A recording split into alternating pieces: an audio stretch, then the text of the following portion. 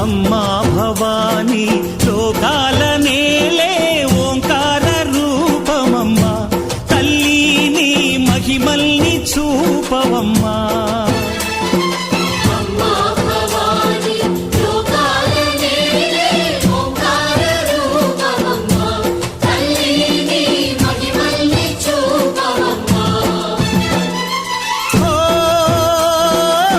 సృష్టికే దీపమా, శక్తికే మూలమా, సింహరథమే నీదమ్మా.